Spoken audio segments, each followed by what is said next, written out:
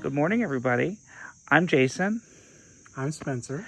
and we're here to see the progress report on the update of the house. A lot's changed. I am currently on this thing. That's why you haven't got an update video in a while. So I have Spencer here to help me make a video for you guys so you can see what's been going on.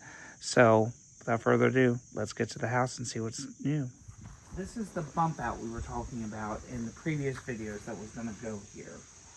So it's about, I forget exactly how much square footage this adds to the kitchen room, but it does add quite a bit. It's to mimic the front addition, that little bump out that's in the front. This is going to kind of mirror that. Not exactly, because obviously we're dealing with a 1875 bump out, and this is a 2025 bump out. So we're going to do our best to get it to match. But you can see here, they've started to add the fish scales. Now this is just to prime them, just to keep the weather off of them. And they'll eventually go back in and sand these and caulk and stuff. But I think this is going to look really nice. And then up here, I think we're going to try and get some of the corbels reproduced to kind of match the upper corbels that are on top of the house. This is the siding here that's called board and bat. It's the same style as the siding that's under the porch. This is in keeping with the era of the house, however, reproducing this clapboard siding, which is traditional in these houses, believe it or not, is rather expensive because they don't make it anymore. So all that would have to be milled. So David and Michael decided to go with this option instead. Still keeping with the spirit of the house, but just a little different to the modern part of the house. And eventually all this on the very top of the house will be scraped, repaired, and blend into the new part of the house. So let's go inside and see what's going on inside. Now this has made a big difference. So if you guys can kind of remember, there was a regular window kind of in the middle of where this is. So now this is a much bigger area for seating, because this room really didn't have a lot of space in it for a table and chairs to sit at, but now it does. All right. So there's a long way. Let me go this way.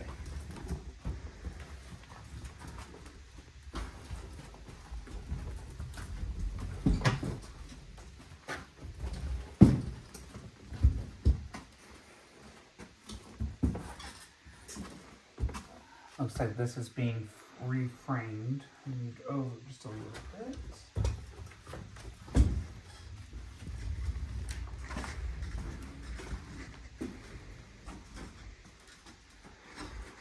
And you see now we have lighting going in. So all this recessed lighting in here gives a lot more headroom.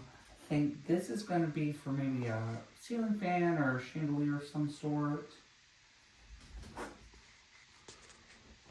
And if any of you are designers or like to decorate, you know you can never have enough outlets. So there's going to be plenty of outlets in this house. I will say, now originally right here there was a pass-through into the kitchen, and it looks like David and Michael decided to keep that here. So when you're in the kitchen, you can still talk to whoever's in this living area.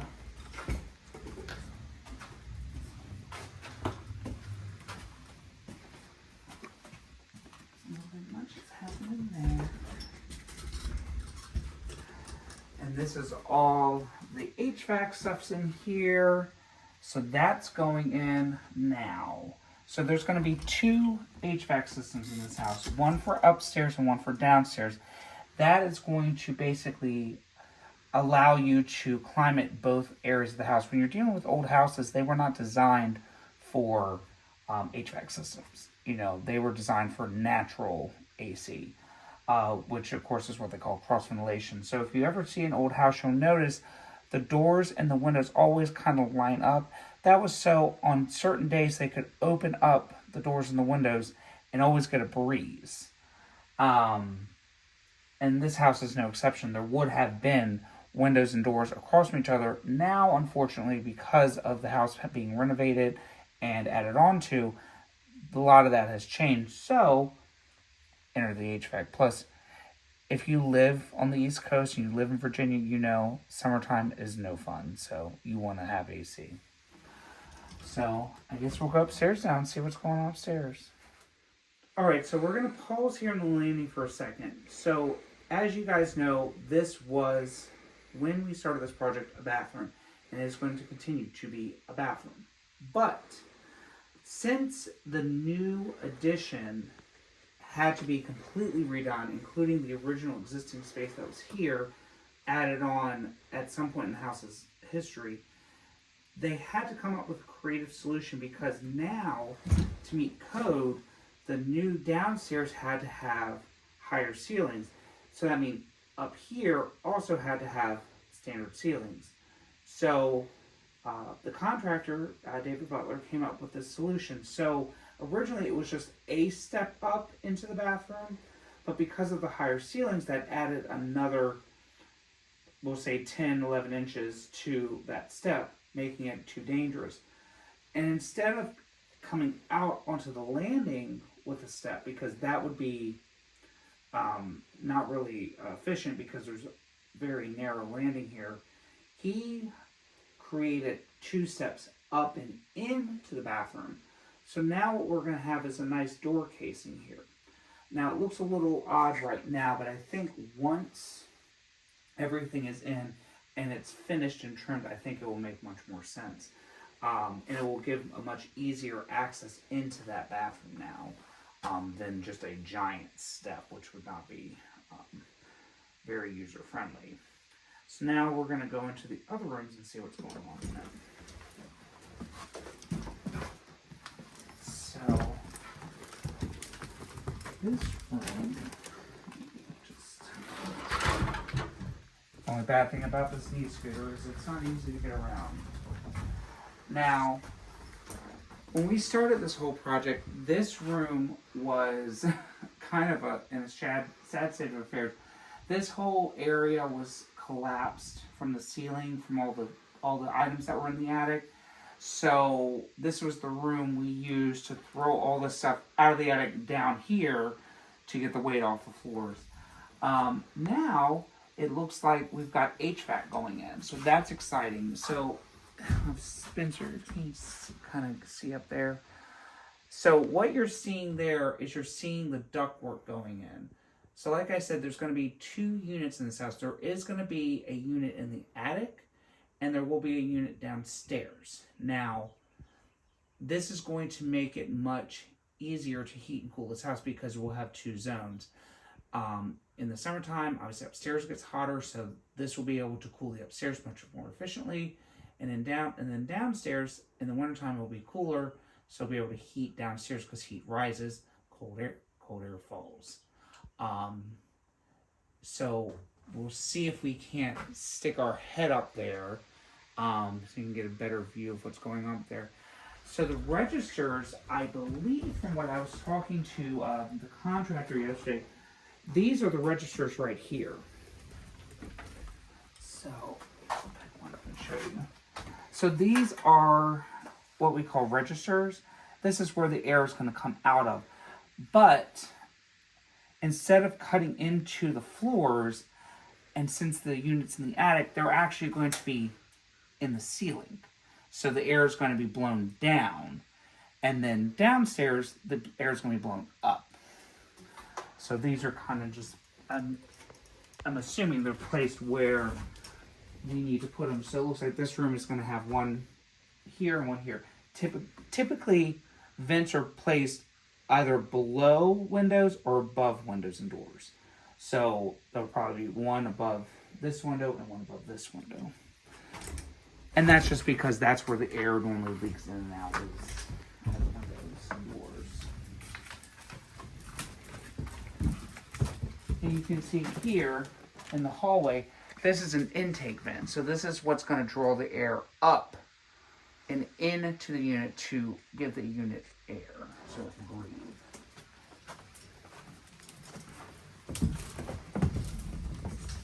And again, you can see here, one duct, one vent, one vent. One for this window, one for this window. We don't really need 3 in here, so probably each room is going to have 2, it looks like. Which I think is more than sufficient for this size room. And you'll see that pretty much the only original plaster that's left in the house now is just around the fireplaces and also on the ceiling in the downstairs hallway, because it has a slight curve to it under the staircase, which would be very hard to replicate in drywall.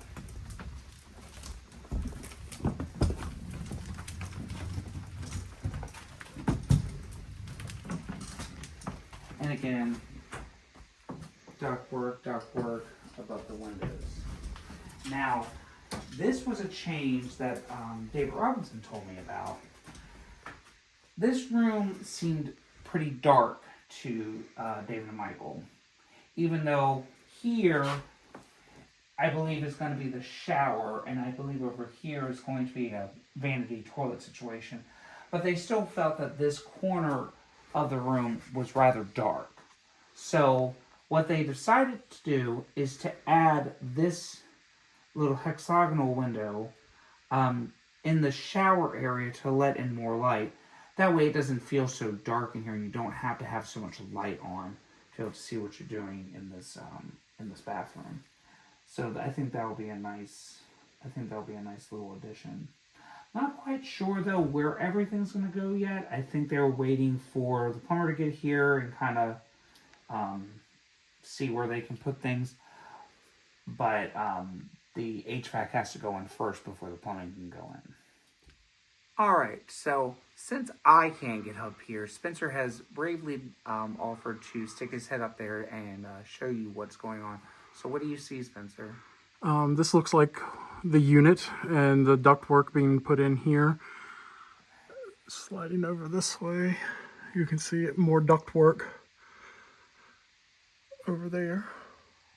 Now, I do see that they are suspending the trunk lines from the rafters. That allows a little bit more space up there, so I think that was a good call. So I think that's definitely a good step in the right direction. Now, once all the work is done in the attic and everything is tested, then they'll be able to put in the ceilings again. One of the reasons the ceilings have not gone up is because they knew this amount of work was going to have to be done up here. So once this is in and completed and nothing else has to be brought up in the attic, then we can close up the attic and start putting the ceilings back in up here. This was kind of a pleasant surprise. I wanted to open the front door to finish up the video, and the front door has been stripped. So it's still a little rough. I mean, I'm sure they're going to have to go back in and sand it a little bit. But wow, it's actually bare wood again. It had kind of a burgundy-ish red color to it. I doubt it was original. I'm sure that was a color choice made many years afterwards. But you can see now it's right back down to the bare wood. And so a little bit of roughness here because this is all going to be sanded. When you strip stuff like this, you have to use so much stripper, you get it wet, it softens the wood back up, and I'm sure this is a type of a pine. So what they'll do is have to go back in and just lightly sand this, and then we'll get this primed and paint it. What color they're going to do, I'm not 100% sure though. I don't know if they're going to stick with that kind of burnt red color, or they might decide on a, black, or maybe what they call a Charleston green, which is kind of nice and very historically accurate. We'll see. And I think this is probably, yep. So you can see here, this is the skeleton, where the skeleton key lock would have been. So this would have had a plate over it, but you can see even back then they just kind of packed into it, but you can see here the colors. So this is the color we started with.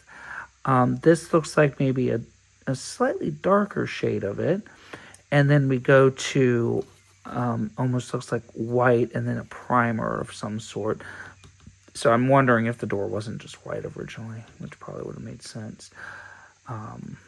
But that's kind of neat. Kind of like layers of time. Well, guys, that's it. Thank you for joining us for the update. Hopefully we'll be having some more updates soon. Hopefully by then I'll be walking a little better so I can give you a little bit more of a in-depth tour. But for right now, that's what I have, and we'll be having some progress reports soon. So stay tuned. See you in the next video. Bye now.